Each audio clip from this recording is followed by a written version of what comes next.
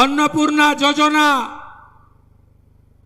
আমরা ইতিমধ্যে 1,20,00,000 মা বোন দিদির অ্যাকাউন্টে দিয়েছি।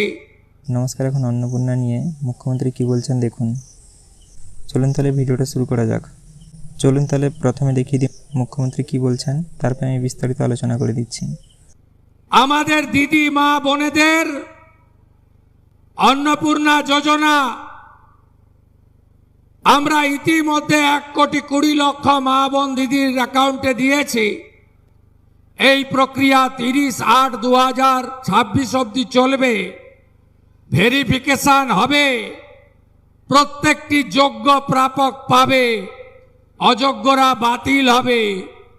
একজনও প্রকৃত দিদি বোন অন্নপূর্ণা যোজনা থেকে বঞ্চিত হবেন না।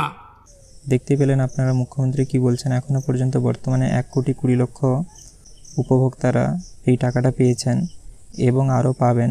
30/8 অর্থাৎ 30শে আগস্ট অবধি এই ভেরিফিকেশনের প্রক্রিয়াটা চলবে। তো এখনও পর্যন্ত আপনারা যারা টাকা পাননি, কিংবা আপনাদের ভেরিফিকেশন আটকে আছে, কিংবা ইনকোয়ারি লেভেল দেখাচ্ছে, কিংবা আন্ডার প্রসেস দেখাচ্ছে, তো আপনারা কোনোভাবেই কিছু চিন্তা করবেন না। এখনও অনেক দিনই টাইম আছে। প্রক্রিয়াটা এখনও আগস্ট মাসের 30 তারিখ অবধি চলবে। তো আপনারা কোনোভাবেই কিছু চিন্তা করবেন না। মুখ্যমন্ত্রী বারবার বলছেন যারা প্রকৃত পাওয়ার যোগ্য তারা অবশ্যই টাকাটা পাবে। অর্থাৎ যাদের সবথেকে বেশি দরকার, যারা যোগ্য তাদেরকেই টাকাটা দেওয়া হবে, এবং যারা অযোগ্য কিংবা যারা কারচুপি করেছে, ভুলভাল তথ্য দিয়েছে, তাদেরকে কোনোভাবেই দেওয়া হবে না। মুখ্যমন্ত্রী এমনটাই বলছেন।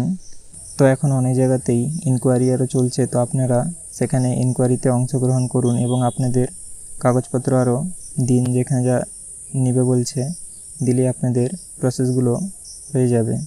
তারপরে আপনারা টাকা পাওয়া শুরু করবেন।